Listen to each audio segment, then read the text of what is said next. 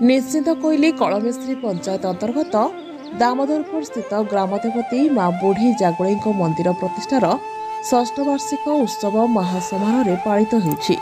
एही वार्षिक उत्सव अवसर में पवित्र चित्रतोला नदी माटी घटरे जल उत्तोलन करी महिला श्रद्धालु माने मंदिर बेढ़ारे यज्ञवेदी स्थापन करथिले। एही उपलक्षे प्रातरु विभिन्न पूजार्चना सहित यज्ञ कार्य अनुष्ठित होइथिला। यह अवसर में भजन संकीर्तन प्रसाद सेवन आदि अनुष्ठित होता। कार्यक्रम ग्रामवासी तत्वावधान समाहित होता। प्रकृत में माँ लक्ष्मी कहीं बंशीधर बंशीधारी श्रीकृष्ण मूर्ति रही तेणु से आम समस्त तो ग्राम देवती बोली पूजा पूजा करुचु। ये ग्राम देवी महिमा अशेष जहाँकि माने अवर्णनीय। ये ग्राम माने महा विपद से सब रक्षा करती। तेणु माने तांको विषय कहवा बाहुल्य हम।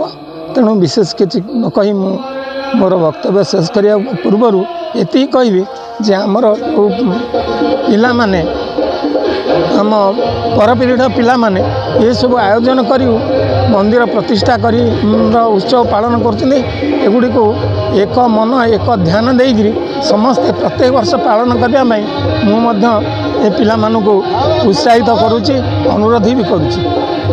ये मोर वक्तव्य। संजय कुमार षडंगी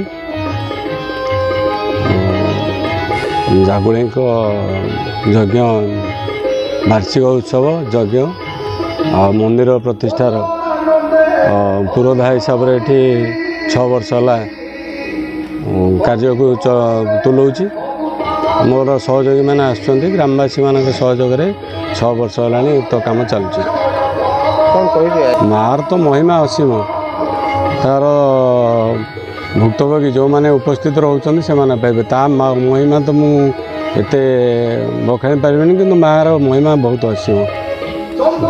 ग्रामवासी उपकृत होती माँ आम कर्म करुचु जो नित्य कर्म हिसाब से ठाकुराणी प्रतिष्ठार उपचार पूजा ठाकुराणी चंडीपाठ चंडी होम सूर्य पूजा गोपूजा प्रदक्षिण ये सब कर्म सुचारूपे कर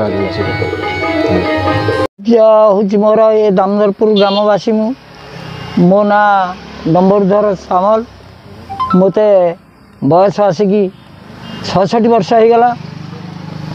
ये आमर ये दामोदरपुर गाँ मंदिर मालिनी गाँ कहले अतुक्ति नुह।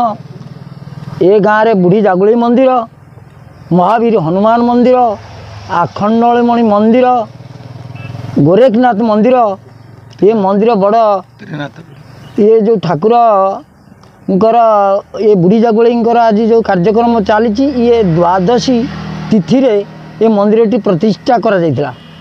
किंतु ठाकुराणी पुरातन कालर बहु कालर आम बाप जेजेबापा सी कहे ये नदी कूल अवस्थान करते जेहेतु नदी गर्भर लीन हो गला आंक मंदिर प्रांगणटी तेणु नूतन मंदिर पिला माने ये गाँव मिसी बहु बुद्धिजीवी माने ये मंदिर टी प्रतिष्ठा कर ये जो प्रतिष्ठा करागला ये पंडित आमर संजय षडंगी महोदय से ये यज्ञ आसिकी पूर्णाहुति करती मंदिर पूजा करती।